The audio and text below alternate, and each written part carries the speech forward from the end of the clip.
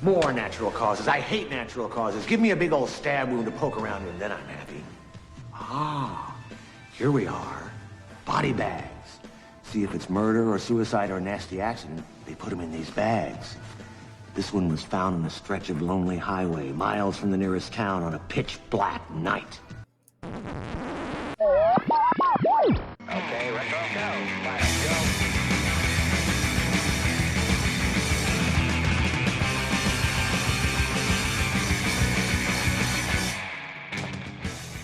Hello and welcome. Welcome and hello. This is Wait, You Haven't Seen? It's a show where we talk about movies and specifically talk about a movie at least one of us has never seen before. I'm your host, Travis, a.k.a. TV's Travis. It's week 2 of the GORE Podcast takeover, and that means it's Anthology week. And we are talking about the horror anthology Body Bags from 1993, and joining me, as they do every October, the Wicked Kitten, always getting into mischief, Monica. Hello, I'm here. I would like fill up on pump number 3. Thank you. Thank you. The endearing and ethereal Fae. Hi. And the dread you have been feeling since you got wheeled into the morgue. It's Wesley. Hello. So Anthology Week, it's one of my favorites that we do every year for this. Now this is the 5th straight of the 4 of us getting together. 5th straight year of the 4 of us getting together for Octobers. And yes, we started in 2021 with the 4 of us. The year before that, Monica, you were on every single one, and Faye, you were on a couple. Wow. Has it been that long? It has. Yeah, I was looking back at some notes. But what we do every year, one of our weeks is always a horror anthology. We found some very cool, I think, anthologies over the years that we've done, whether it be Creepshow or XX or whatever. Some of them are better than others. Some of the segments are better than others, but it's always fun to do the anthologies because we kind of all agree that short story horror is oftentimes some of the best or some of our favorites. So I want to know, starting with you, Faye, were you familiar with and had you watched Body Bags before? Oh, yeah, I've seen it a couple of times. I Okay. mean, the one I always remember the most is Mark Hamill. Sure, I can see that. Monica, how about you? I have seen this a ton, realizing that I grew up with premium cable. And so I watched this very young, to the point of I didn't know who the people were in it the first time, that I watched it. Sure. And I didn't learn that until later.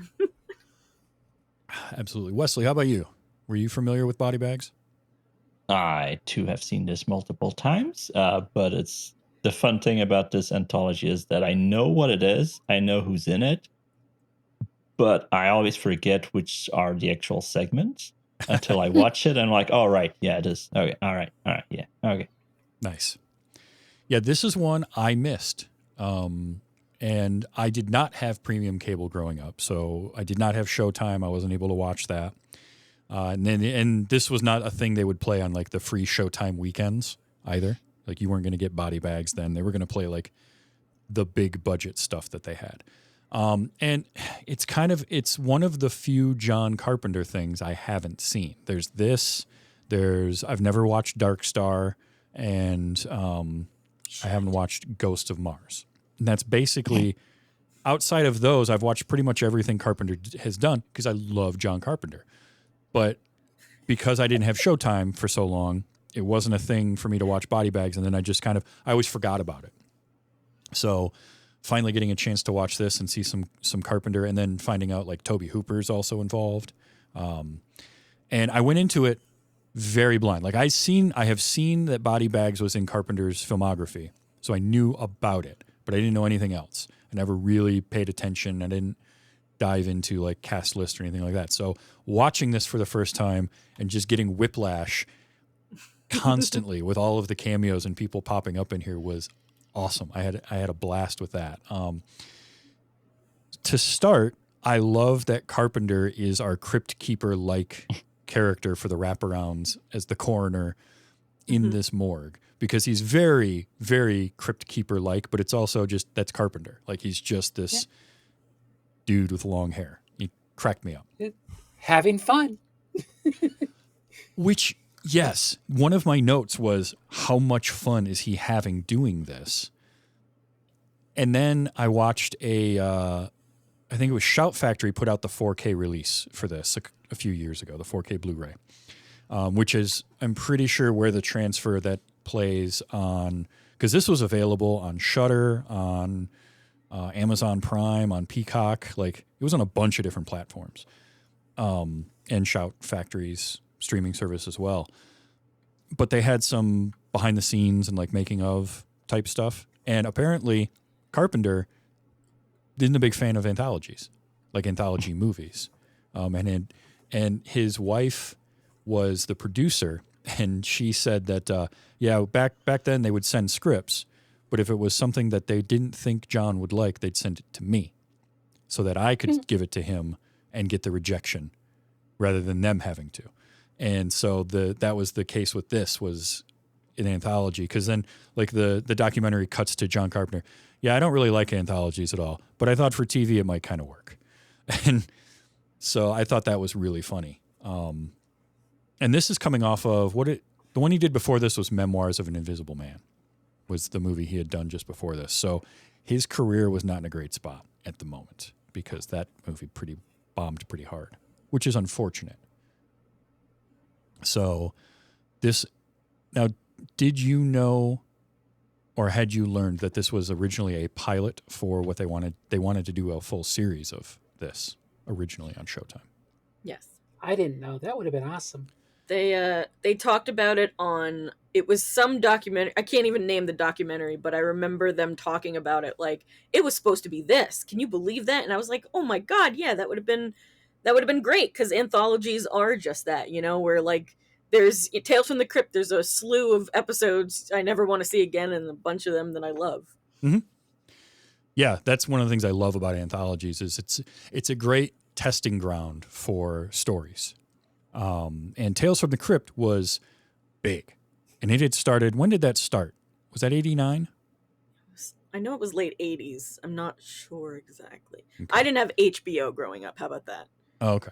We didn't have that set up. It was Showtime and Skinamax. Gotcha. But I know it was like, by the time this came out, Tales from the Crypt had been out for a few years, and it was very popular on HBO. So in a way, Showtime was kind of like, well, maybe we want to get on that action. And they did. Masters of Horror was Showtime down the line, right? I think. I believe that was Showtime also in the 2000s, Yeah. mid-2000s. And I know Carpenter did one or two of those at least. Yeah, I think he did one each season, if I remember correctly. I almost feel like we could have had what Masters of Horror became in the 90s with something like Body Bags, had they decided to keep going with it. And I don't know that necessarily you have Carpenter involved all the way through. Maybe becomes like executive producer and you get different people every season or every so many episodes or whatever. Could have been kind of interesting. But I really loved the idea of it. And I just loved the coroner, and the wraparound was hilarious because he's just hamming it up. Absolutely. Mm-hmm. And then at the very end of it, the two that walk in were even better. Like, that killed me. I'm gonna save that for a minute. When we'll get there, but I was digging everything Carpenter was doing, and he's just having so much fun. It looked like, and being goofy as all hell, which is perfect. Yeah, he was great.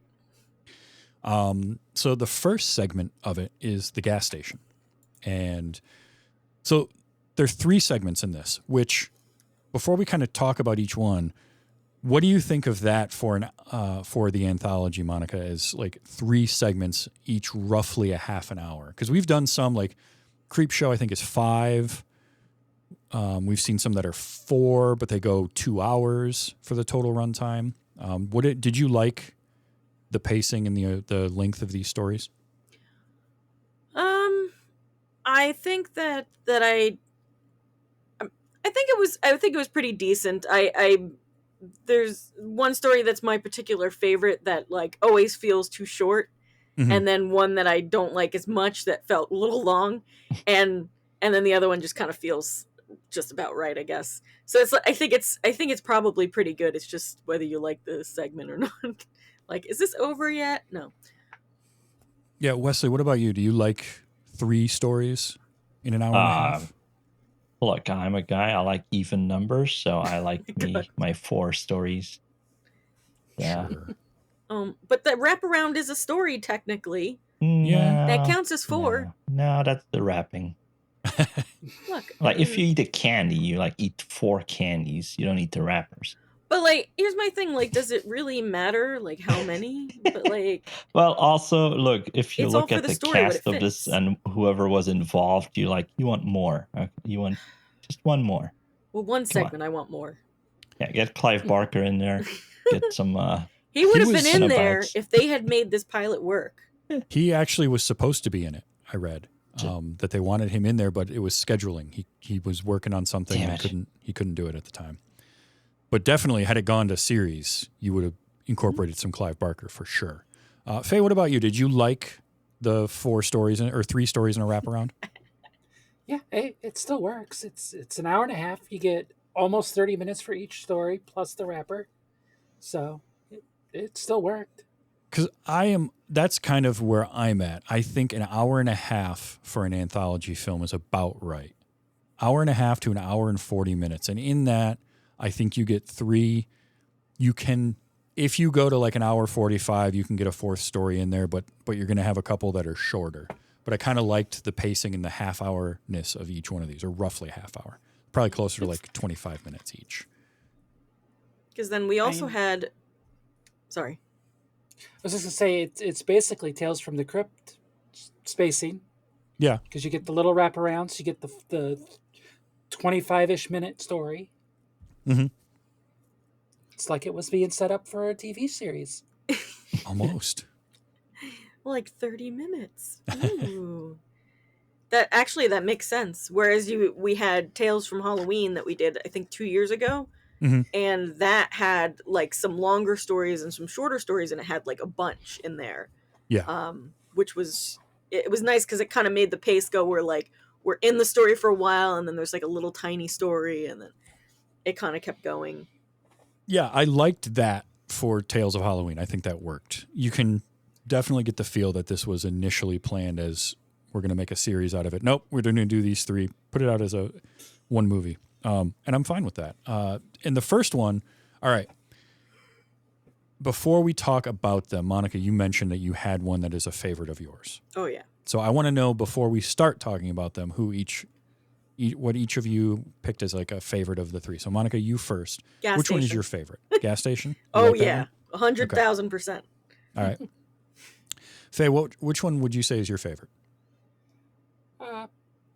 The Mark Hamill one with the eye. The Eye? Okay. All right. Thought you were going to say it with the butt. Wesley? I mean, Yeah. Which one was your favorite? I'm also going with the Gas Station one. And, well, that's 3 of 4 because Gas Station was my favorite of the 3 as well. It's so good. I'm the odd I will one say that I liked all 3. I didn't have one of them that I didn't like, but the Gas Station, I think it's in part because I love Carpenter doing slashers and doing, Halloween is great, and he creates atmosphere so well, and the atmosphere of Gas Station is awesome. I could even tell you what your favorite moment was. I bet. Okay, all right. There's the Carpenter Squish. shot. There's the Carpenter shot, right? When he's like on the ground and she's like in the foreground and he gets up slowly, just like in Halloween. Like it's like that.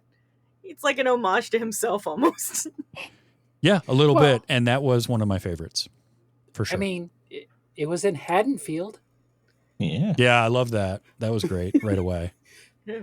Where- It's creepy. I know the first 2 were Haddonfield. I don't know if the Mark Hamill one was. I'm not sure where that was supposed to be, but what I liked was that they just said Haddonfield. They didn't call it Haddonfield, Illinois. Yeah. So it could be pretty much anywhere, but Yeah. yeah, that shot you're mentioning, Monica, I had a note about that one because I really, really did like that. That was it. And the cool thing about it was it came right on the heels of another one I really liked, which is right before that when she hits Bill in the head and he gets knocked down and he's laying on the ground with the one hand twitching. And it was the way. So they did a lot of. Part of what I really liked about Gas Station was all of the framings and the way that they shot it, because we had a number of wide-angle lenses pushed in real far, so we got that distorted look to things, but not every single shot. And so it just made you feel like it gives you this weird disconcerting feeling. Isolating. And yeah, it's very isolating. And that's another part of it too, is the isolated nature, it's her first night at this gas station. Okay. Were any of you familiar with a gas station setup like this? Because it was clearly like a full service station and kind of mini convenience store during the day.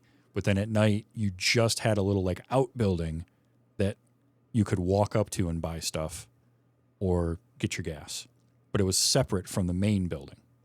So Faye, you're familiar with something set up like this? You've seen that before? Yeah. Oh yeah. Yeah. Monica, how about you? Is there anything like that where you are? I feel like you can guess that, like, because of the state that I live in, that's not. I had never seen anything like that except this movie, because we can't pump our own gas, so the person always has to be able to come out to the car. They have to drive to that little building, and then she has to reach out of the window with the gas pump and fill up. It's kind of weird. Yeah. It was such a weird experience because I thought that was so cute. I was like, I would love to work inside that tiny little building and not have to be bothered and stuff. Well, and I thought it was really cool because, like, I've seen both types of stations. I've seen your full service station, and I've seen the full service gas station that also has like a garage that they do work on cars in. And all of that.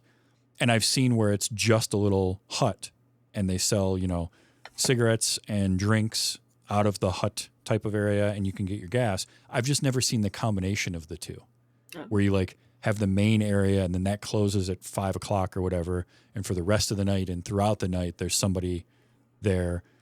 Like I've just never seen the combination of the two. So I thought that was kind of neat. But I think too, some of that is where I live.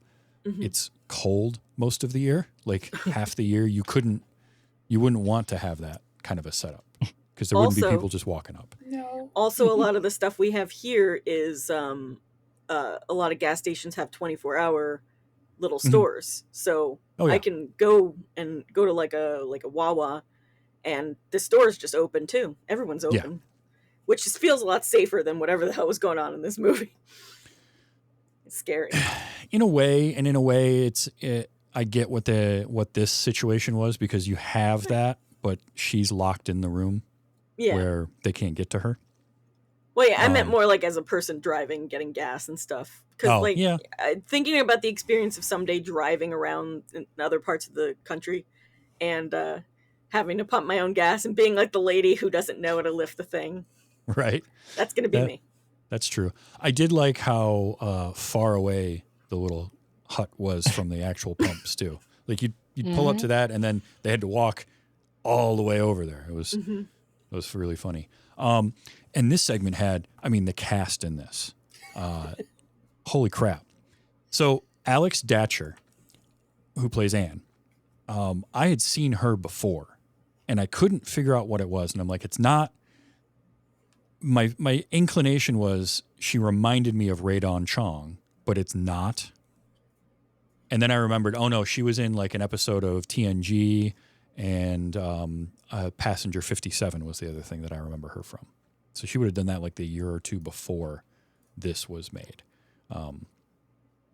But I liked her quite a bit. Mm-hmm. I thought that she played the character well in that she was scared a lot, but still kept her wits about her enough to smack him in the face with whatever that, like a stool or stepladder or something. That was a heck of a hit. Yeah, it was good timing. Shit. Talk about timing in this segment. The timing is perfect for so many things. And she was great. And then it was just a procession of actors that I like that were all playing different variations of being creepy and doing it so well. So, who was the creepiest one in your opinion? Well, all right. So we're going to run down the list of who we've got in this, and then I'll tell you who I thought was the creepiest. And I'll be curious if anyone else agrees. So first person we meet, Robert Carradine as Bill, and he's great. I like Robert Carradine quite a bit, and Louis so it was cool Skolnick. to see him here. So we meet him, and then the next one we meet is Wes Craven. Yay. Who scared the crap out of me, by the way. Our what scared Wicked moment. Mm-hmm. I have from this segment from the gas station. I have two that I'm pretty sure did. Okay. First one was, let's see, what did I have? When she stands outside, or when she's reading, and we get the music sting as he walks behind. Yeah. I was like, oh, that got her for sure. Yep. And then the second one was when she goes into the garage later and steps on the air hose. And it makes a super loud noise when she's got the wrench in her hand. That did not make me scream this time, and I don't remember if it made me scream the last time. But I will say, actually, Wes Craven definitely scared me twice, because the sting of him going past and then the loudness of him knocking on that window. Like immediately, I'm like, I jumped, and then I jumped again. Like it was a double jump. That's the best he's ever scared me, just directly. And he was great. It's just this drunk, leering weirdo offering her bourbon. I've got bourbon in the car. Why don't you come out and have some? Yeah. No. Can I say the line that I said when he said that? Yes. Where's the bourbon, bitch? Mm-hmm. He said bourbon. I mean, come on, it's his thing. Oh, wait, is that a different movie though? No, that was after Wes Craven, who I love his credit as Pasty Faced Man. Mm-hmm. It's very good. Next person we had was David Naughton, pulling up as Pete. Loved him. Also creepy, but in a different way. And Anne kind of liked it because he's cute. She was into it. But he wasn't entirely different from Wes Craven's character. He was very different. But he was still trying to invite her out. He just wasn't as drunk yet, and he's much better looking. But it's not the point that he's better looking, which he is. The difference is Craven was trying to get her alone. He was trying to get her to go to a place publicly. That is true. That is a difference. That is true. I will definitely agree to that. He was doing it the much slicker way of like, hey, maybe if you hang out at this place, we can hang out together, instead of like, hey, you want to go back to my car? I have bourbon. Like, he was like one of those creepy men in the van, like trying to draw you over with candy. I found a weird piece of trivia, by the way, on IMDb, and I want to read this one because it deals with David Naughton. Again, it's internet trivia, but it confused me. And here's... It says, at around 9 minutes, in the commentary with John Carpenter and Robert Carradine for The Gas Station, which I want to find this commentary because that sounds amazing. Oh, I should have listened to it. When David Naughton appears, Robert says, I don't remember this guy. And John told him who David Naughton was, but he made the mistake on the films he's famous for, saying he was in the John Landis horror movie An American Werewolf in London from 1981, as opposed to An American Werewolf in London from 1981.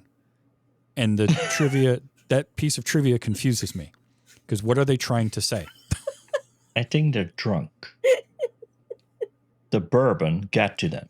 I read it 6 or 7 times, and I was like, all right, I just have to copy this into my notes because I don't know what's happening here. Maybe somebody wrote the trivia wrong. They had to have. And not only that, but you know how IMDb will have a link, if you put a title in, it'll link to the IMDb page for that title? both of them were highlighted, and they just were both links to American Werewolf in Oh London. my god. But don't you like it when someone wants to point something out that's wrong and then they just mess it up themselves? Yeah, it's true. Yeah. All I right, don't so we've remember this had guy. Carradine, we've had Wes Craven, David Naughton, and then our next person is so then she goes outside because he forgets his credit card, which I saw that coming a mile away. Yep. She You forgot was your keys. running it across her face and stuff. Yeah. I'm like, what are you even doing with that? Right. He was staring at her doing that too. He was probably staring at her boobies. Probably. But she runs out, and the second she gets up, I'm like, she's getting locked out. Because of course she is. Because when she got there, I do like Bill giving her the tour. You know, here's this stuff, and here's the employee lounge. I have audio I captured. I will play. Maybe we'll do it per segment just to break things up. But as soon as she went outside, I know, she's getting locked out. And then who walks up but a bum, a homeless man, credited as the stranger, but it's George Buck Flower, who made a career of playing this character. It's just like you look at his IMDb, and every character is basically this, some variation of homeless, hobo, bum, whatever. Cracked me up. And he is also being very weird and creepy, but again, in a different way. And I don't know that he is the least threatening of the three of them, but he looks the most threatening to her. Well, aside from welcome maybe to Wes Craven. society. True. We love Buck Flower. We've seen him multiple times on Gore. He is he's a staple of horror movies, really. Yes. Yeah, an institution was Buck Flower. He's great. I like the conversation I had with Wesley, where I said, oh, he's got to poop, and Wesley's like, you don't know, maybe he just has to pee. I'm like, does he look like somebody who needs to go to a bathroom to pee? Come on. That's a real good point. And then I said, either gonna does poo or he sleep. look like someone who needs to go to a bathroom to poop? You know what? Honestly. I mean, that's also a valid point. But Shelter. and being locked Exactly. out of the booth, she can't get to the keys. So I love her like walking across the parking lot, because suddenly it feels like that building is just a million miles away. Yeah. And again, using that wide angle lens up close so everything gets distorted on the edges makes it feel even further. It's great. Loved all of that. And the tension building and the music going and all that. And she gets over and can't open one door, can't open the other door. Thankfully, they don't lock their overhead doors, Yeah. which seems like an oversight. But she's able to get in. And then she And- leaves it open. Well, yeah, that was mistake number. I mean, know, at that like point, 7 what at does the it really matter, right? But I do like when I do she have a gets theory about that at the end, though. But Okay.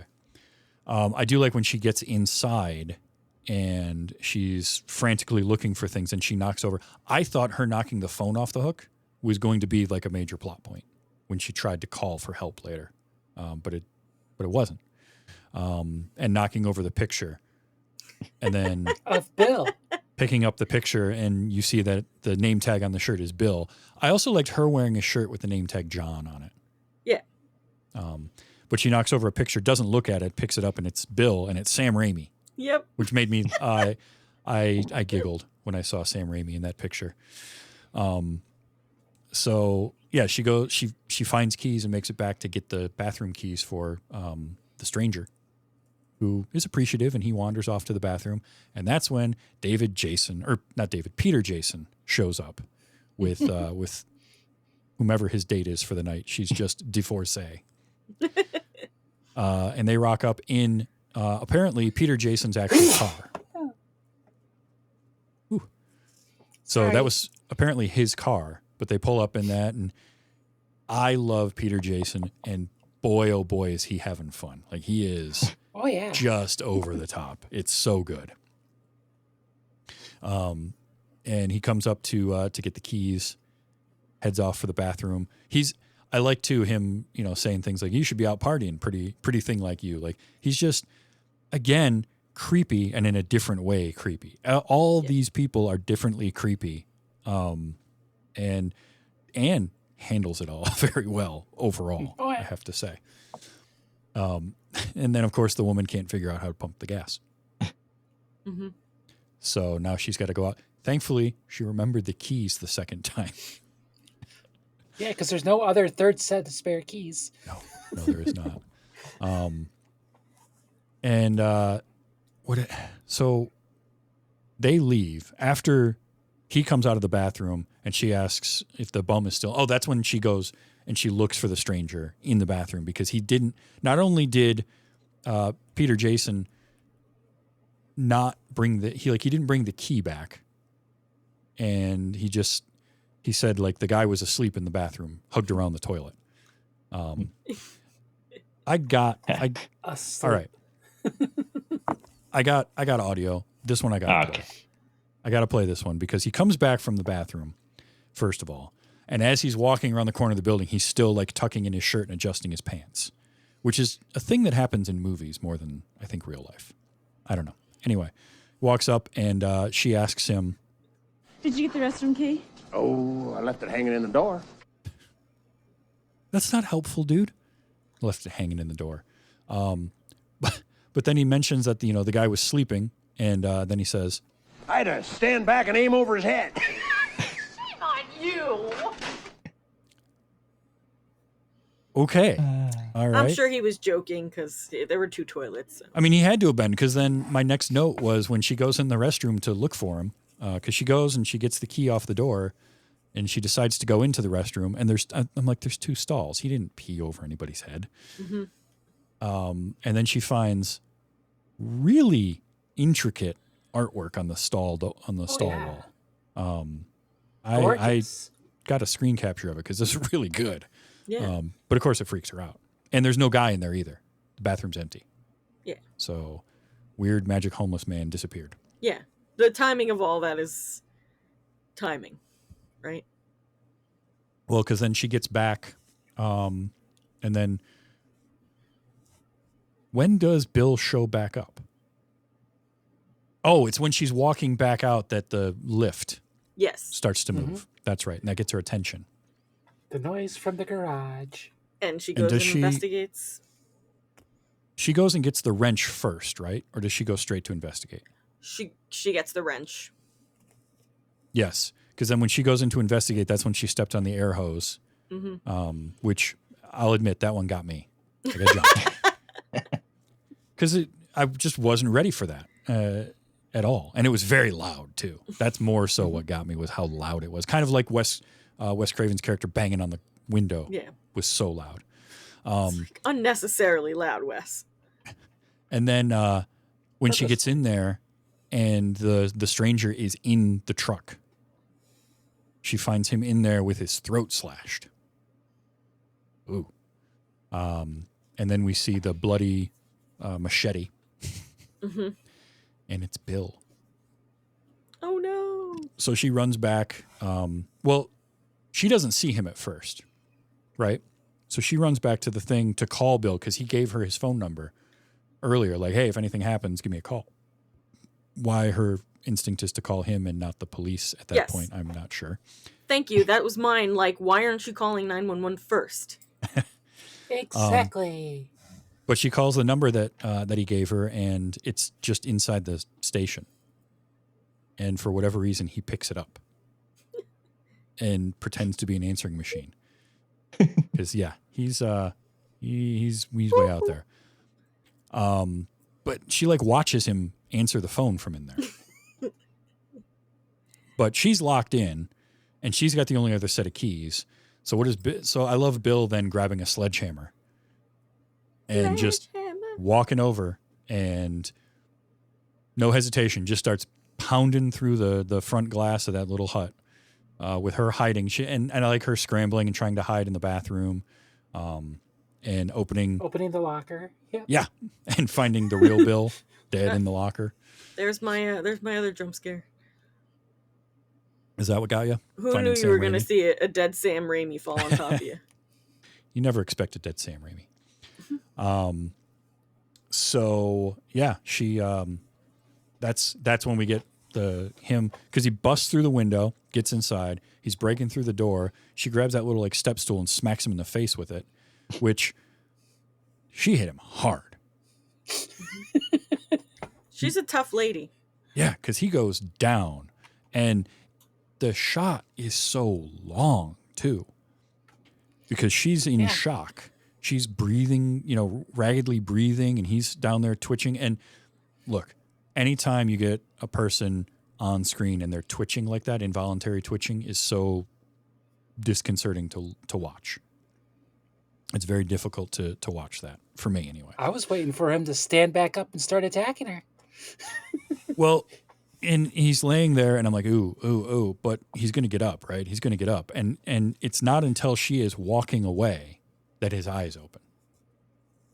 And this is, again, I think what Carpenter does so well is building that tension, because then he does kind of come out after her. And again, she doesn't see or hear it or anything like that. So it's him in the background lurching towards her, but then falling down again. And then we get the shot you mentioned that I love so much, which is because it's just such a long shot. Yeah. And it's so great the way it's framed, and it's all done in one take.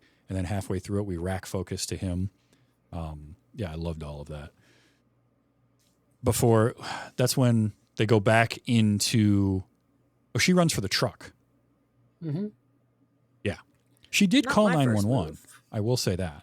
Yes, but she hung up because he hit the first sledgehammer into the thing, and I'm like, I wouldn't hang up. I would have just tried to get further away from the window, but like, I don't think she hung up. She put the receiver down, but not necessarily hanging it up.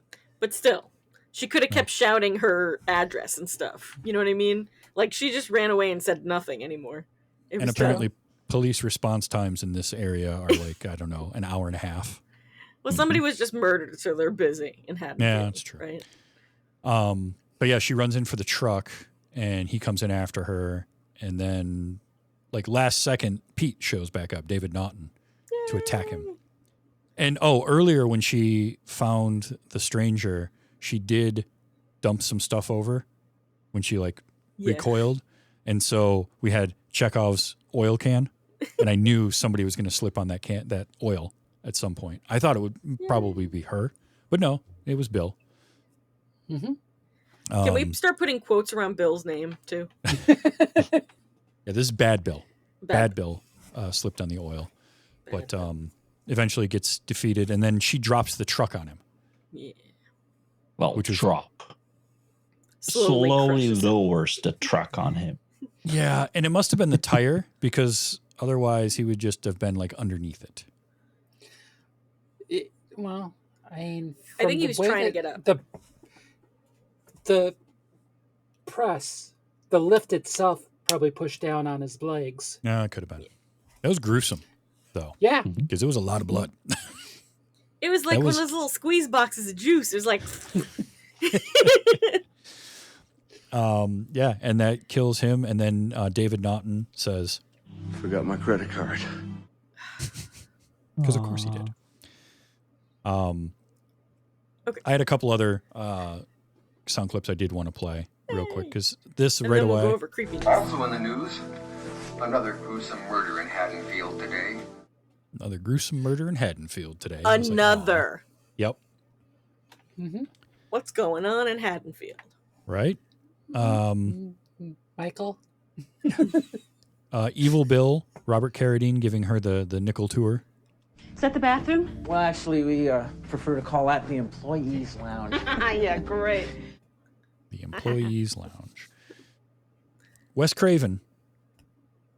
Pack of Coronados. I think he wins for me for the creepiest. Yes. Mm-hmm. Oh, yeah. He is the creepiest of them all. It's the 1,000-yard stare he had. Mm-hmm.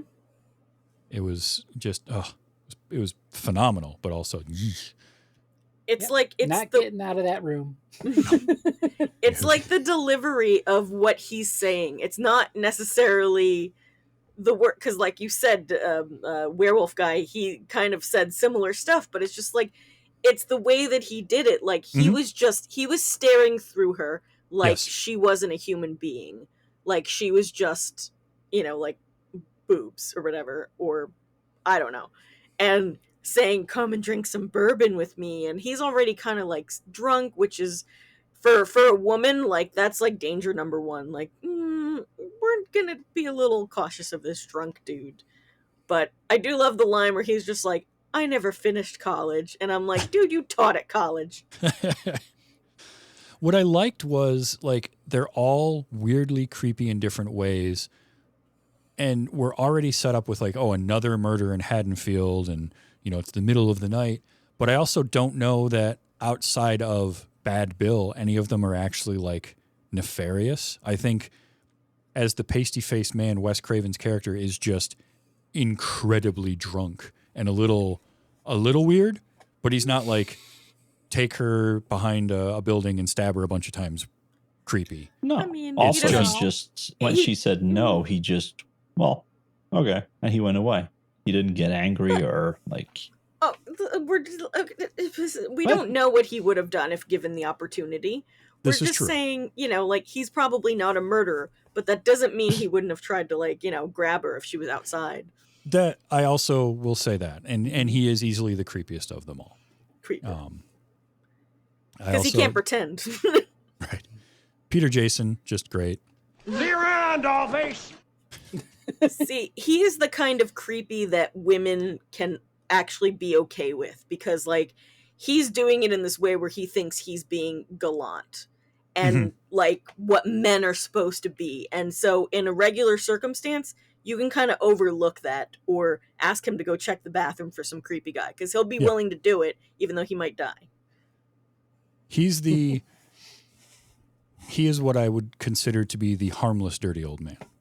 Like he absolutely has a stack of Playboys at home in the bathroom, but he's not going to step over the line necessarily. Right.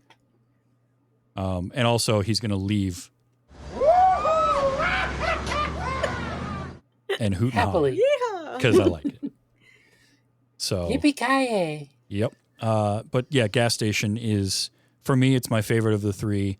Just the procession of familiar faces in there, the tension, the way it's shot. It's all done at night. I love so much of that one. Yeah. And it's Carpenter right in his wheelhouse with suspense. How did you feel about the Robert Carradine being the killer? Oh, he's great. Because like all I had known him from was Revenge of the Nerds, so I'm like, at that point, that's all you knew him as too. I didn't think he was going to be bad. I thought he was going to come back and help or something, or get murdered, probably more. So my initial thing was like, I think the first note I had on him was Robert Carradine looking kind of creepy because he's kind of he's leering at her a little bit, but I'm just figuring, you know, this is going to be one where they all do that, which, yes. But I kind of was with you at first. I thought maybe he would come back and get killed. But then when I saw him, I'm like, oh, that's brilliant. That's a great subversion, especially at the time. And I liked that quite a bit. So that was a lot of fun. Let's see. Oh, another note I had was premium being $1.34 a gallon.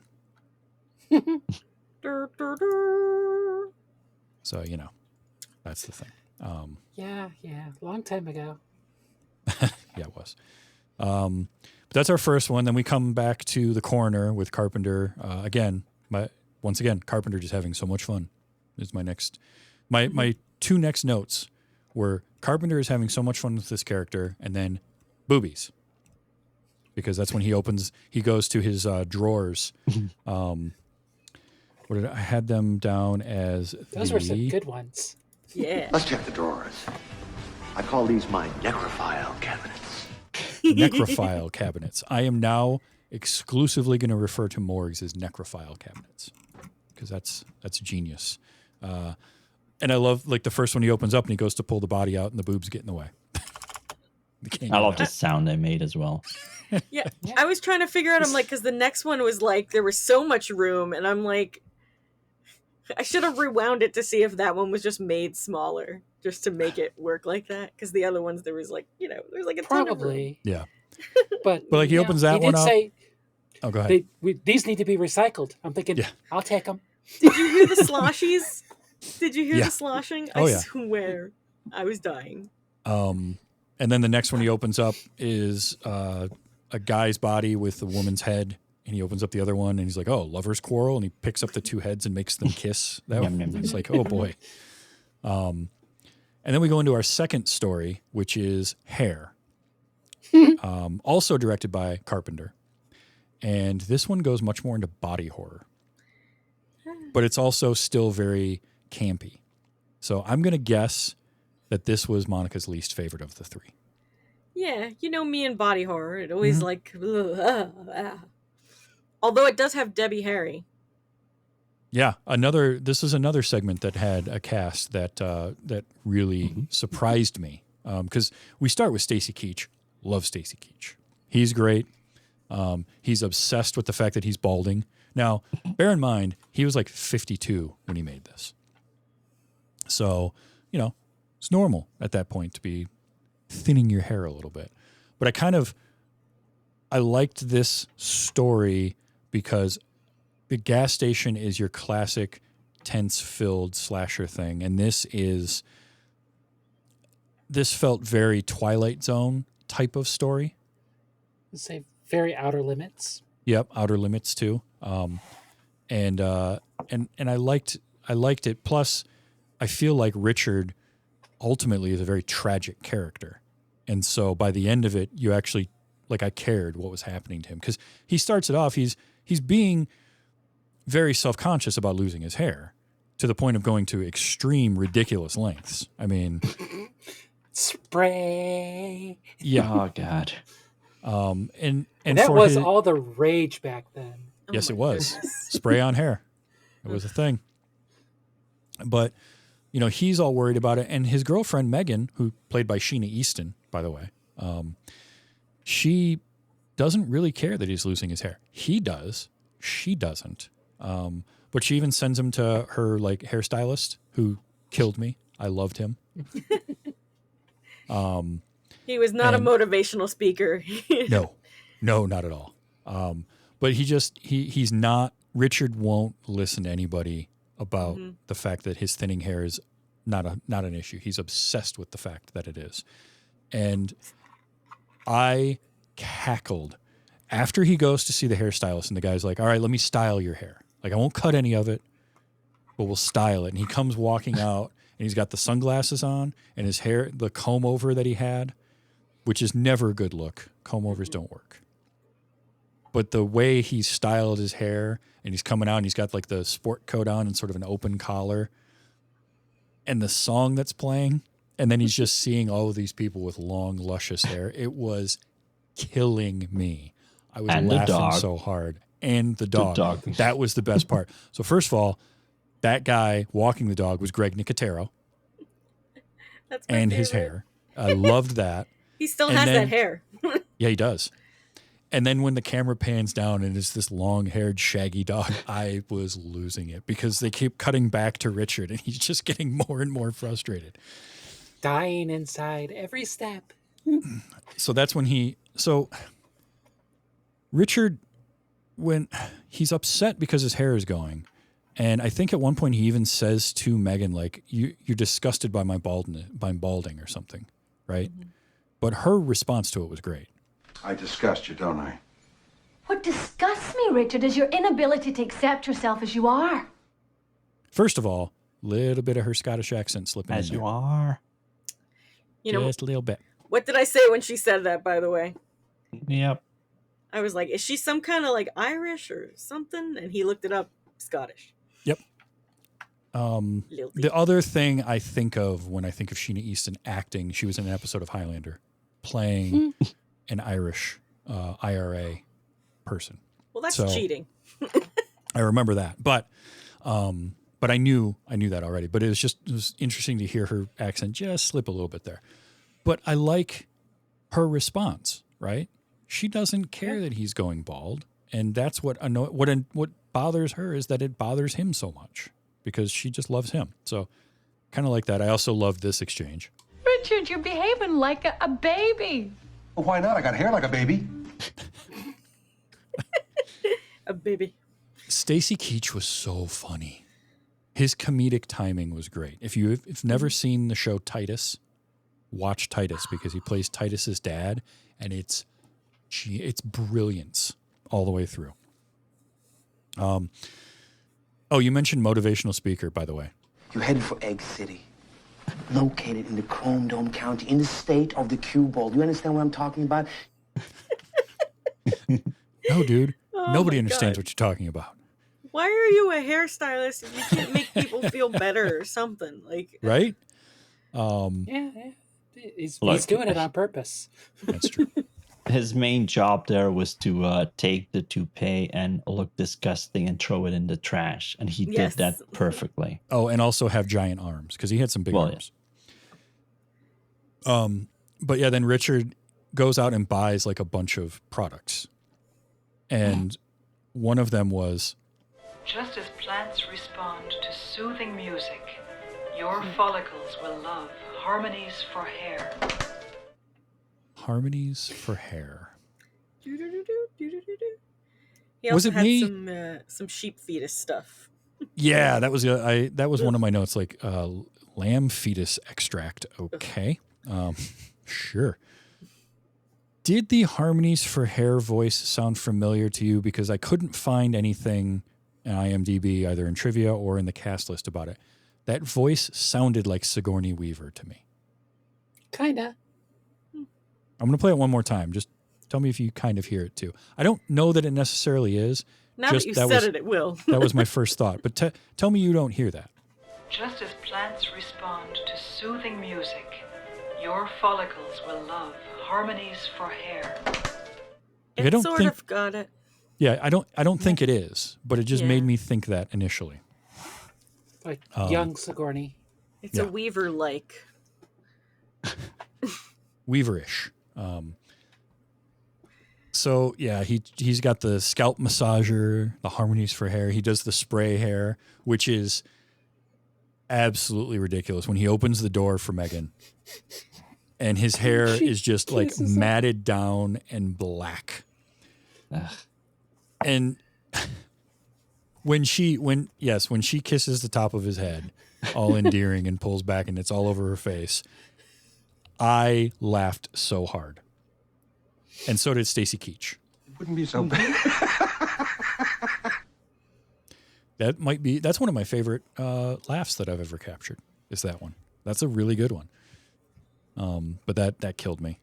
And so she has to go wash that off, and he just keeps getting worse. And I like her telling him, Do yourself a favor, Richard. Wash your head. Wash your head. because it was bad. Like the top of his head was wet and the sides were dry and poofy. So How it just made anyone ever thought that looked good, I have no idea. I don't know. Vanity. Pretty much. So then when he's sitting watching TV, the late night infomercials, they'll get you every time. This was a riff on one that was real too, because it was the Hair Club for Men. Was a real thing back then. And after my Roswell hair growth treatment, I bought the company. that was a parody of the Hair Club for Men, where the guy giving the commercial would be like, and I'm not just the owner, I'm also a client. So, and that was David Warner, by the way. I love David Warner. Love David Warner so much. So Great him horror popping movie up. staple. Oh yeah. Oh yeah. Was it Waxwork? Isn't he in that? Welcome to the Waxwork. I always think of Yes, him that's from his voice. Yeah, that's what he did. I always think of him from Tron and from Teenage Mutant Ninja Turtles 2, The Secret of the Ooze. Yep.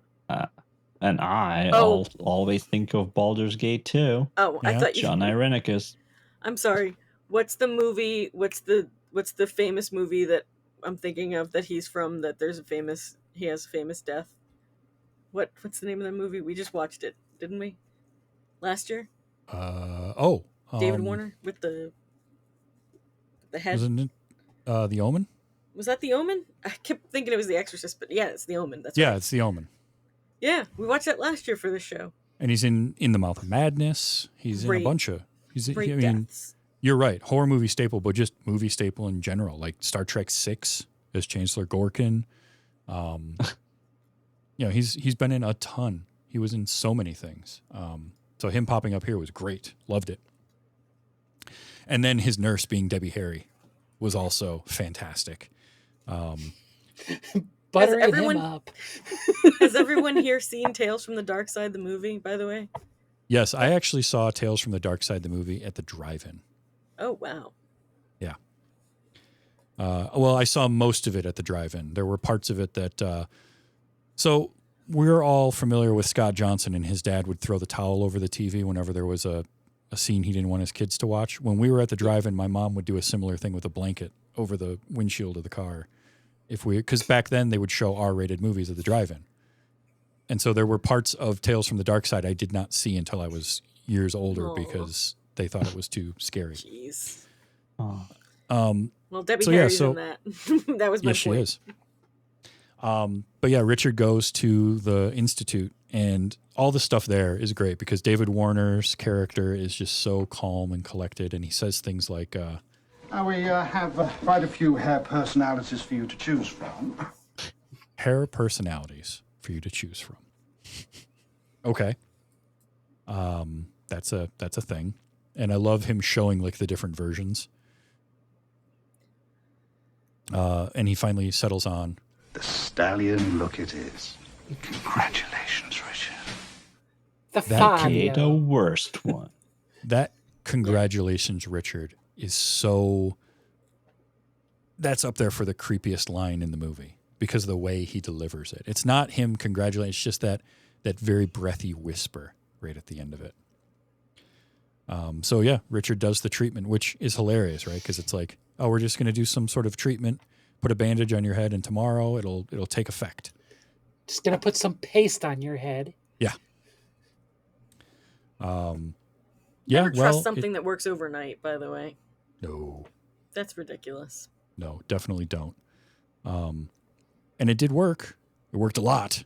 Because the next day when he takes that bandage off, he has got all sorts of hair, which I've seen Stacy Keach with like a little ponytail. But him with that mane of hair was absolutely ridiculous. But he was loving it. Oh, he had all the confidence now. I think he even said, he did say to the doctor, I want hair. I want lots of hair. That's a monkey's paw moment right there. Don't. Mm-hmm. You're gonna get that, and you're not gonna like it. So he gets the hair, and then when Megan comes over, he's all sorts of. She's loving the hair, not questioning how he grew like 18 inches of hair overnight. Thick hair. Oh yeah, yeah, just all sorts of hair.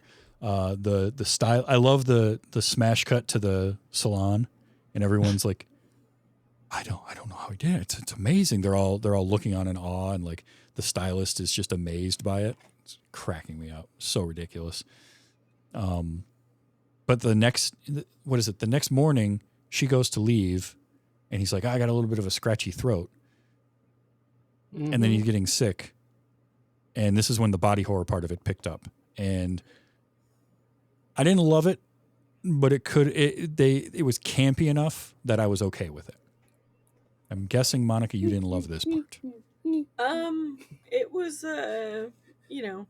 one of those like I didn't know it was happening right away. It's not until he gets the thing in his hand and then he has the magnifying glass, which for whatever reason, I don't know why you got a magnifying glass in your bathroom, but just saying. Got to search for those hair follicles before all the treatment. You went to a much cleaner place than I was thinking. If you're insecure, whip out the magnifying glass. But his hair grew again, and he still doesn't feel right, and he's getting like hair growing on his face, but we get stop motion animation of like big thick hairs growing, and they're a little icky. And the worst one for me was when he gets up and there's one hair coming out of his mouth. Mm-hmm. I didn't like that one. I don't know. Mouth stuff, not good. And he eventually goes back to the office, and this is such a nice little twist right at the end of here, because he goes into the office, and of course the doctor and the nurse are fine with it. They're completely calm because they're aliens. And the hair follicles are like little snake alien things with like teeth. Because with the one he picked out of his mouth bit him. Is it And tiny they're little just huge. snakies? Yeah, they're just aliens. They're here. They crash landed or something. They came to the planet. They figured out that human brains are their only source of food here. And They're zombie aliens. Yeah, and it just ends that way with Richard sitting in a chair, getting the long strands like plucked by Debbie Harry as she hums some little tune, and that sort of ends that one. Oh, that was after they cut his arm open and had the Yeah. Oh follicles popping yeah, out. Ugh. that was. I didn't, as creepy and weird as the body horror got, I wasn't prepared for that moment and just the casual way that he grabs his arm and just slices it open. Yeah, it's like, oh, like opening a pear or something. Why would you open a pear? Like some sort of opening type fruit. Sure. But yeah, of the three, this is the one that it's third place for me, and it's not bad at all. I'm not the biggest body horror fan, and it just sort of ends, which is fine. With them laughing. Yeah, with them laughing. Are they laughing? And it's fine. I have nothing wrong with it. We did get... Nurse, transfer Richard into implant containers. Then call in the next patient. And there was that music playing. That was the one thing that saved this one for me, was the camp nature of everything.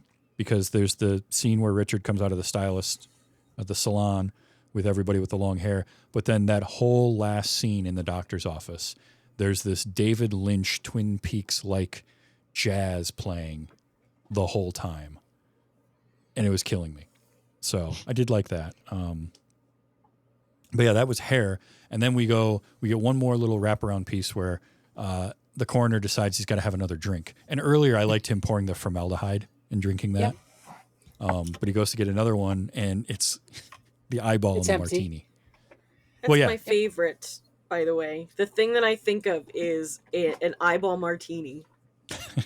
It's very good. It's so good. That should be a drink. Get some candy Santa's for gumballs. special occasions. Yeah. We could do that for Halloween. Well, and his lead-in to it as well was pretty good, where he says, So what do you think? Myself, I love stories about our national pastime, violent death. Our national pastime, violent death, leading into our last story, which is which was the segment directed by Tobe Hooper. Yay. And my first note was Mark Hamill. Yay! Because I love Mark Hamill. Oh, yeah. And then, oh God, Mark Hamill, what have you done? Well, and so the one thing with it is he's a minor league baseball player. The problem with that is Mark Hamill was 42 years old when he made this. So him still being a minor leaguer at 42 but he's in great shape. I will say that. But yeah, he's a baseball player. He's on his way home. His wife's got a surprise for him when he gets home. Mm-hmm. And we know what it is because we saw the card that says to dad from mom. I mean, so did he, because later in the episode, he has some flashbacks to everything that happened, and he sees that particular moment as well. Yep. But he goes from being at a baseball game to driving home in a rainstorm. All right, Faye, I'm going to start with you. We're going to go around. Do you remember having a briefcase full of cassette tapes for your car? Yep. Slightly before the CDs. Wesley, did you ever have just a briefcase full of cassettes like that? Not in a car, no. But you I had. didn't have it at home. Okay. All right. Monica, did you? Or are you too young for that? No, I did have CDs, I think, but I think I only had like a handful of the actual like cases. I feel like I was smart enough and also stupid enough to take them out of the boxes and then scratch up most of my collection of CDs by keeping them like that. Oh yeah, it was real dumb. I actually did have, for CDs, I did have a visor thing. It yeah. velcroed onto my visor, and I had like a dozen CDs in there. Did But you ever I get had it so heavy that it would just bring down the visor? no, because I only put like 10 or 12 CDs in there. I never Fine. doubled them. Be responsible, man, or whatever. But I absolutely had that like briefcase size. It had the big latches on it, and it was hard shell inside, and you would open it up, and it would have all the cassette tapes in it. Absolutely had one of those. Now, what I didn't do was try to reach for and get one from the footwell of the passenger side of my car during a driving rainstorm. No, that I didn't do. And you definitely need the one furthest from you. Oh, yeah. I mean, that's none of the other ones are good. No. Also, I need to Just take my seatbelt off. Pull over. If you have to take your seatbelt off, stop the friggin' car. Yeah.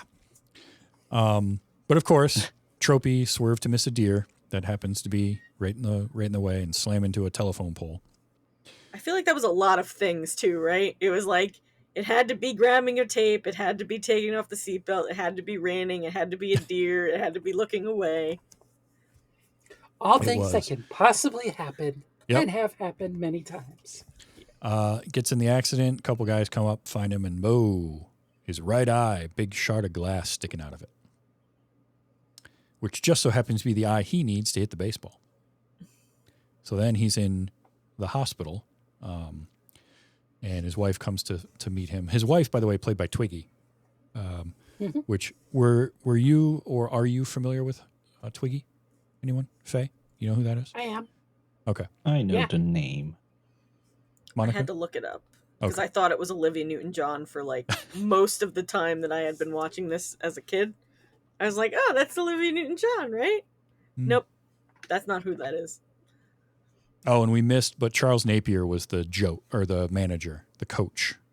He has like a blink and you miss it moment, but I like Charles Napier. But yeah, Twiggy played Kathy, comes to see him in the hospital, and then Roger Corman. Roger Corman. This movie was full of directors. But yeah, Roger Corman is one of the doctors, and he brings in another doctor, Dr. Lang, played by John Agar. And all right, so here's this guy. He's lost an eye. He's a baseball player, and the doctor brings in another doctor who tells him, I think maybe I can help you. I've spent the last 10 years of my life developing a method to transplant an entire eye. Really? You have? Okay. And of course that's going to get him his interest, right? I mean, his eyesight is his livelihood. He wants that. But he follows that up by telling him, Now, it's never been done or even tried, but I do think it could work. But wait, I thought you just said you were doing all the research for it. but it's never been tried. So it cracked me up. I was dying at that point. But they do the surgery, and it works perfect. Everything goes fine, except that now he's got a brown eye. One thing I wanted to one thing I wanted to look up was actually when they did like the first eye transplants and stuff, because I didn't actually look that up to see if it was true at the time that this movie happened. Not that it matters, because it could just be this world, but like But yeah, so they do the surgery. Everything's fine. He's recovering. And nasty headaches. He gets some headaches here and there, but the doctor says they'll go away.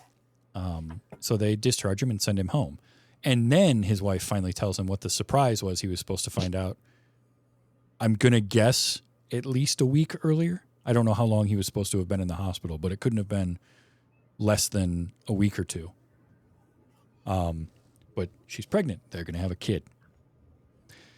Didn't have the best reaction there, Brent. Mark Hamill's character kind of did react positively, but also he had a little bit of he keeps getting these flashes of visions, right? So that's kind of like where the story goes from there. This last one is the darkest of the three stories by far. But man, is Mark Hamill good. Like, he is fantastic in this role. Well, I think. The man is the Joker. No, he is really, really scary. And this gave me this was making me think of, there's a movie with like, is it Jeff Fahey? Where like he gets different body parts or something. I forget what the name of the movie is. Oh yeah. I can't think of it offhand. It made me think of that. I swear if it's called Body Parts, I'm gonna poke my own eye out. But yeah, it's like the same kind of thing where like imagine if you had all the memories or the action of that body part. And again, like it works really well for a short story. Although I will say, of the 3 segments, this is the one that I think you could have stretched out to feature length, because there's a lot going on there. They in a 25-minute, 28-minute, whatever it is, short, they pack in, he's a baseball player, but he's a career minor leaguer hoping to make it to the big leagues. He's going to be a dad. He's worried about, supporting his wife and now child. Whatever their relationship is, which seems to be a really good relationship. The whole thing with the eye, and then like the images and, him having these headaches and these flashes and these weird things happening to him. Like there's a lot there, and the undercurrent of when things start going rough for him, he falls back on reading out of his Bible. And during the surgery, they had a voiceover of like of a chaplain or a priest, giving this like sermon, which I thought was really interesting. So, I kind of like that, but there's a lot there, and it's his slow descent into everything, and then it gets, like I said, dark and gruesome. It's really bad. Especially when we have the one sex scene in the movie. So we had boobs, and then we got some Mark Hamill butt. Always catches me by surprise. I don't know how I forget every single time that this happens. I'm like, oh yeah. Mm-hmm. I don't know how you forget Mark Hamill's butt. I don't know either. I never forget that scene. That scene is like burned in my brain for some reason. Well, because it's affecting. I mean, because it's his. He wants, he's getting all randy with her, and she's kind of not into it, but going along, and then he's been seeing things, like the body coming out of the ground when he's digging earlier, and there's feet there. One. Another one that I think got you was the hand out of the disposal. I had down that one. Yep, that one spooked you. Oh yeah. Also, it got me going. Would that work? Like, if you were trying to get rid of a body, would that work? Asking for a friend. Blades would have to be very strong to cut the bone. Yeah, that's what I'm thinking, right? So I think maybe the guy made a mistake doing that. Maybe I think that was a mistake, because he said that the original guy tried to get rid of the bodies, but then then he buried them in shallow graves. So I assume he tried, didn't work, and then was like, well, I have all these pieces now. Yeah.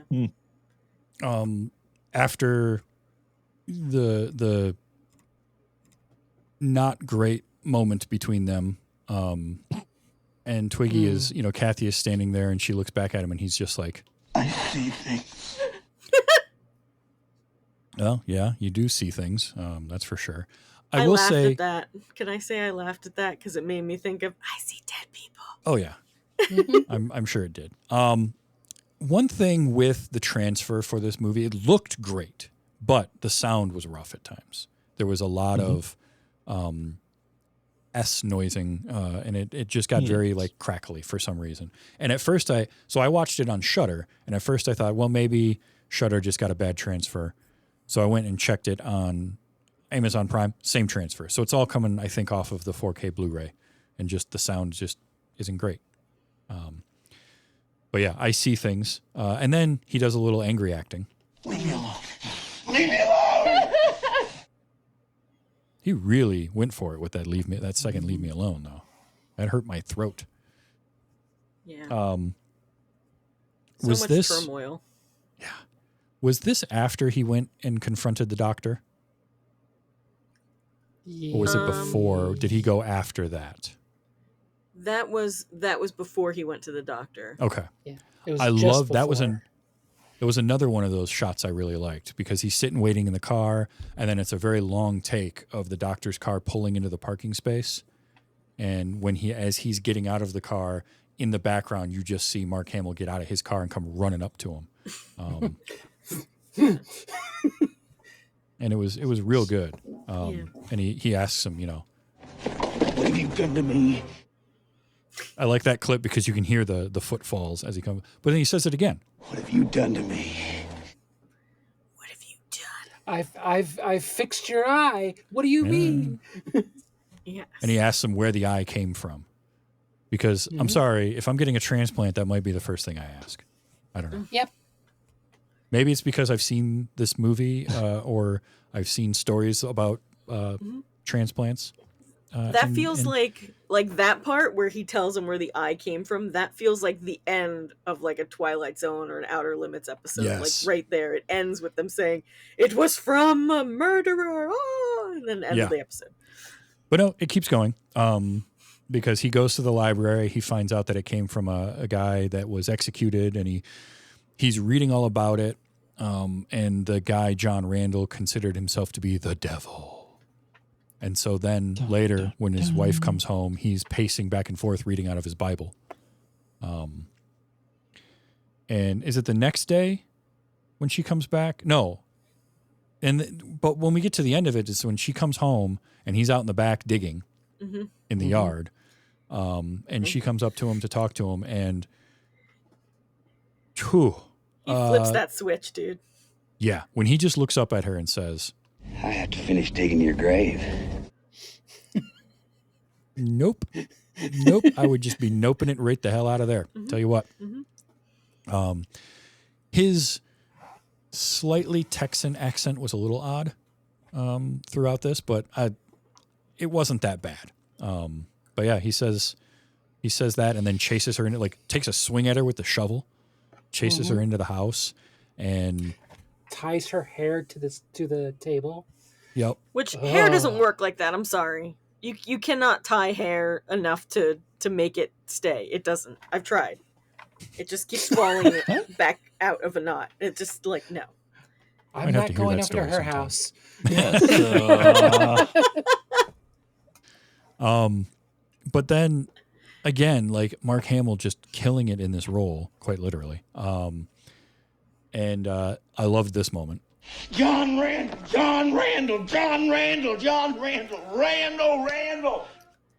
Wait, no, John Randall, not Randall. John Randall. Randall. He would have lied to you. And I love the idea that because Mark Hamill has very blue eyes. And so then for him to have it implanted as a brown eye, and so you get this, it's a really, really cool visual of him with two different, such different colored eyes and wrestling with it all. And then he takes the garden shears that he was going to use to stab her and stabs himself in the eye. And that just kind of ends it. Mm-hmm. This is where Wesley said that she cheated. Right? What? Because he was saying he was saying Brent's not in the Bible, and she's like, yes, Brent's in the Bible. Yeah, so if you write yourself in the front flap of the book as a to from, that doesn't count as being in that book. Sorry. Look, desperate times, desperate measures. She was trying whatever she could to get his attention. All right, yeah. I will allow it. Yeah, so that's the third segment. Was that the one, Monica, you felt like could have been longer, or did you want the gas station one to be longer?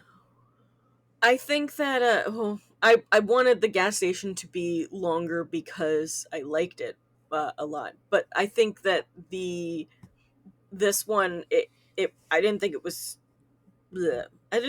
too short, but it could have kind of elongated his craziness, because it was kind of like he was going through some stuff and then all of a sudden he's crazy. He could have been going crazy a little bit longer, and I would have been okay with that. Mm-hmm.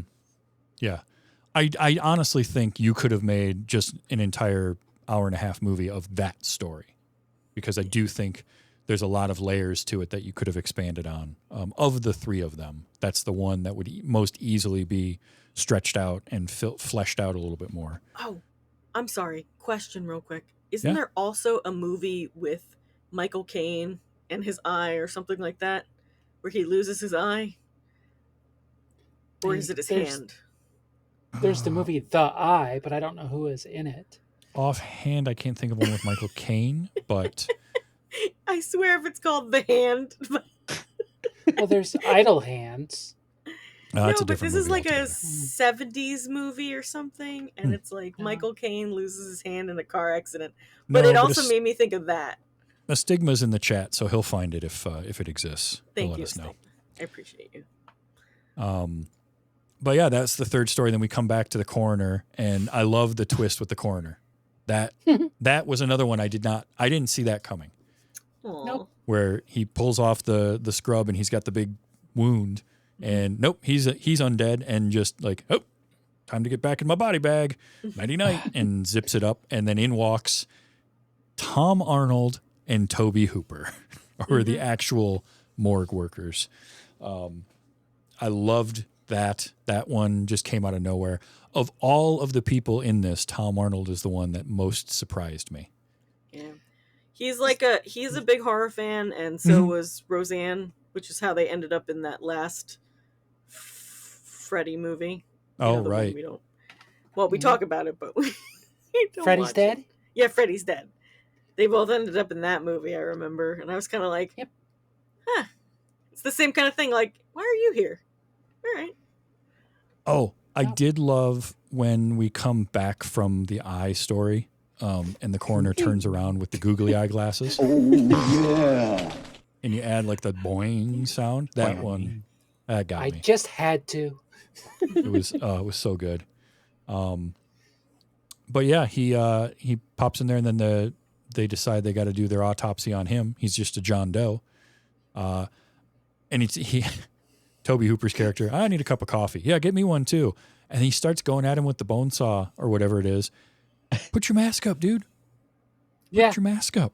You're just gonna... Also, the way he uses the bone saw. That's not how you do that. That's true. No, actually, what's interesting is those bone saws are specifically designed to cut through bone, but not flesh. So it wouldn't have worked the way he was using it anyway, but, it's fine. A couple other sounds I got just because I got to play these. They're too good. There's one early on when he takes a drink of the formaldehyde. And my initial intro was going to would end with this one, but he takes a drink and you just get this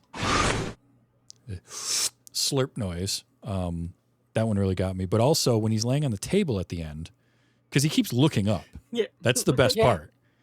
Is he keeps like looking up and winking at the camera and saying stuff. And then the last time when he lays back down, because he says, I don't think I captured it. But then he lays down and the sound effect. That squelching, crackling sound effect. Ugh. It's very visceral. Yeah. I loved when Arnold pulls out the liver. He goes, oh yeah. Looks like he's been drinking formaldehyde. Wait, you mean when Tom Arnold says, look at your liver, buddy. Look how you've been drinking formaldehyde. In fact. Yes.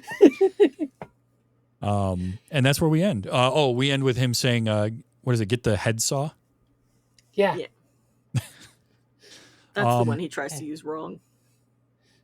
But body bags this was fun. This was a lot of fun. Can I give some updates that we got in the chat before we finish? Yeah, absolutely. Okay. Number one, that movie with Jeff Fahey that I was talking about with the evil body parts is literally called Body Parts. Okay. I do. You know what? I remember, I've never seen it, but I remember it coming out. Like I recall that movie. And The Hand is from 1981. It does have Michael Caine. And it's a comic book artist loses his hand, which in turn takes on a murderous life of its own, which is slightly different because that's just the hand coming back, isn't that the Addams Family? No, it's Thing. It's the Thing origin story. It's the origin story. Oranges.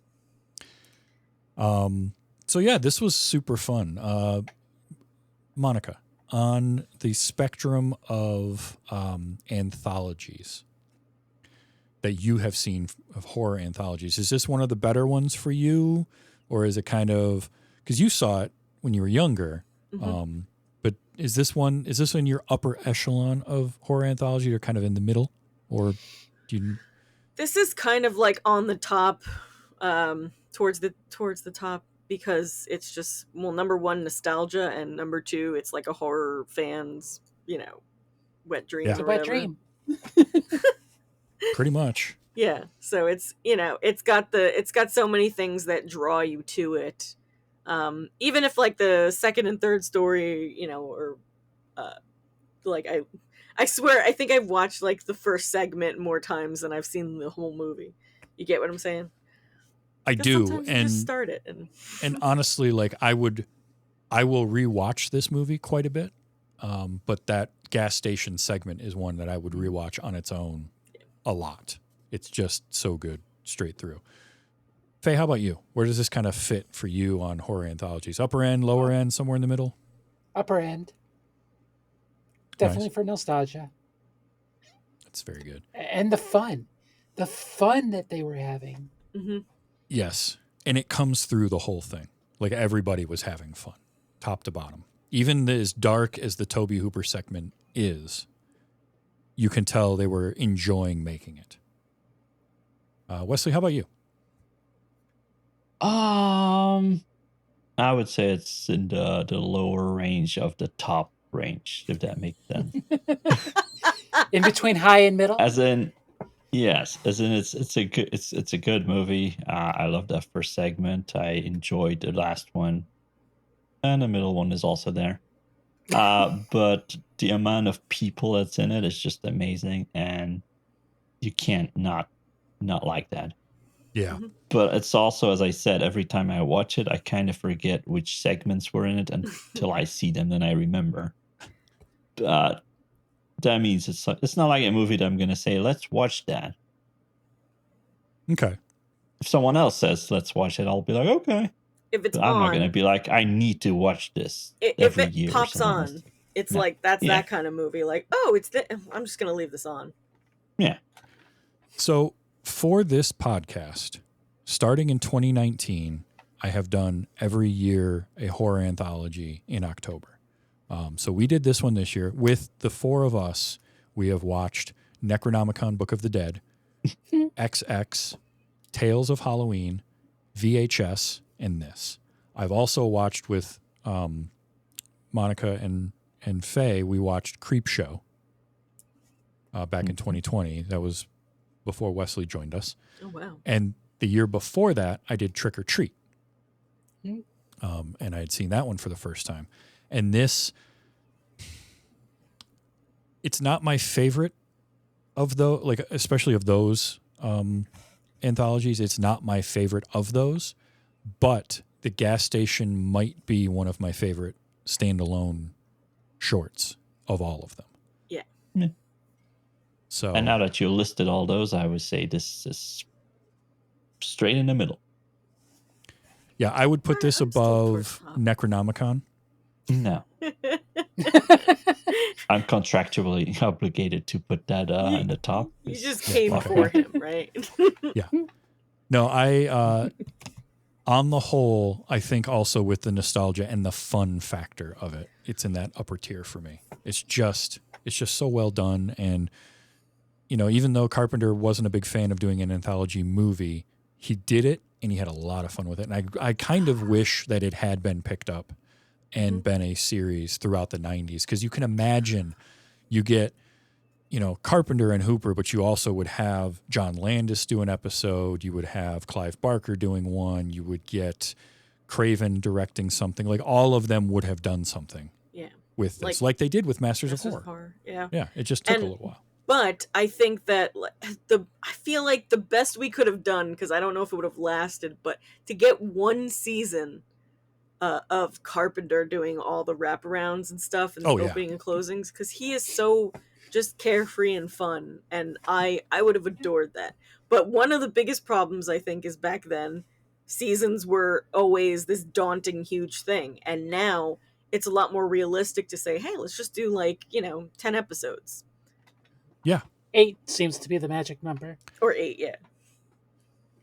And also to think of, even for the time, the people that they got involved in this, not just Carpenter, but Tobe Hooper, and getting David Naughton to be in this, and bringing in Wes Craven, and bringing in Mark Hamill, and just all of that. Roger Corman was one of the more surprised. Like, he was probably the second most surprising one. I just didn't expect to see Roger Corman. Like, it was Tom Arnold. Tom Arnold was the one that really surprised me, but Corman, getting Debbie Harry's great. Like, this was just fun top to bottom. So a lot of fun to watch this one, and I can't wait to find out what we do next year for our anthology, because we've set the bar high. We've watched a lot of really good anthologies. Although there are a bunch more VHSs that we could watch. I still haven't watched any other ones. We really should. But one of you should I've not, watched them all. in case. We knew that already.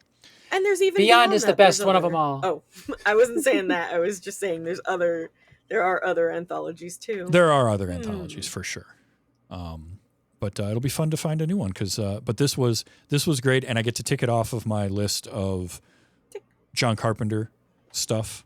So I'm down to just a couple of things left that I haven't seen of his that I'm going to fix at some point.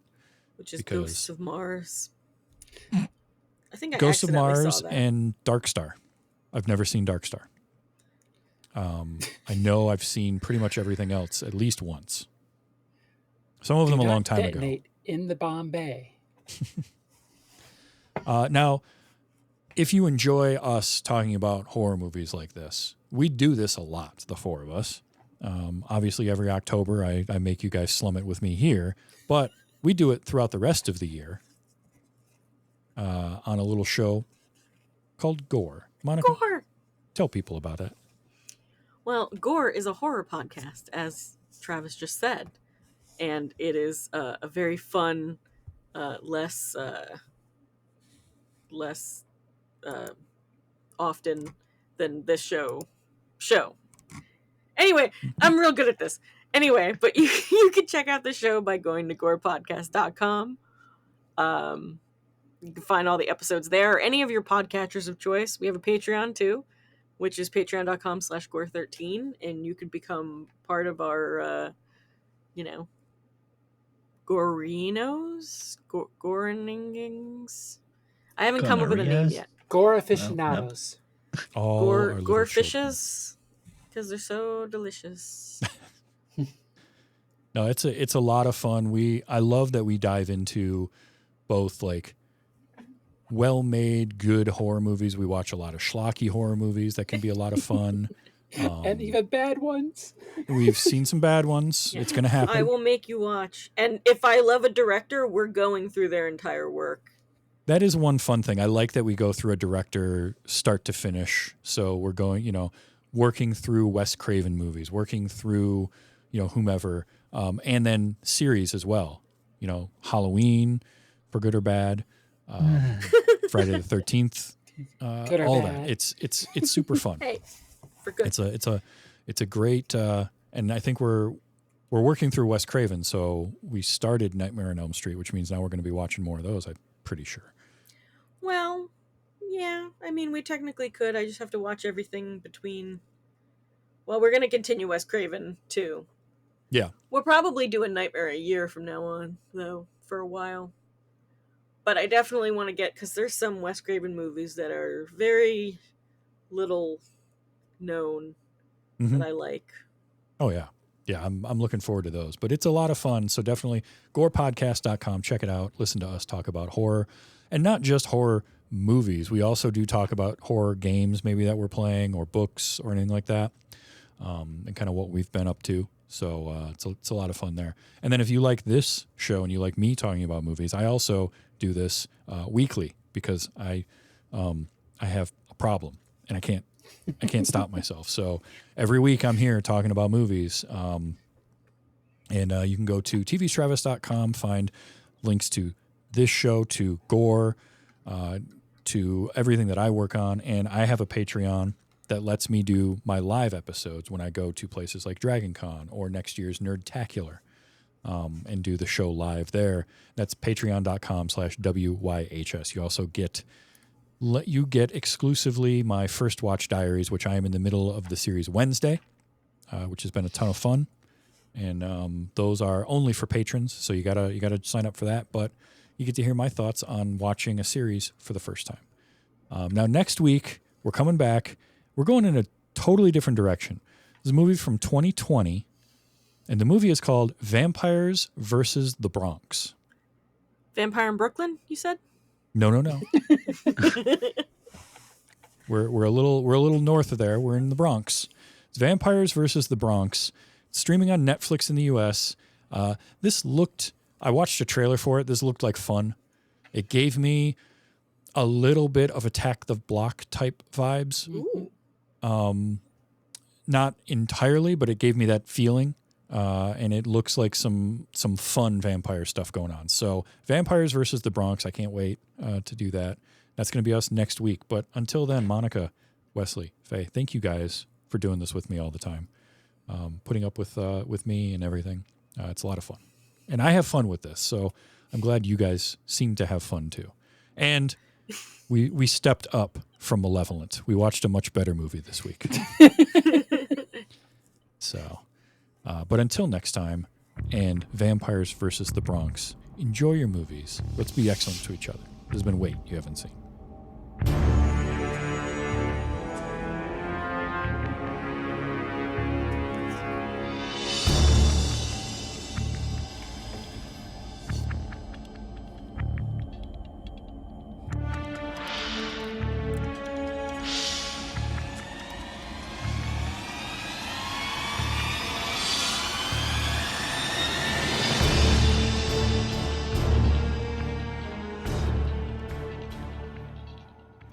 Nighty-night.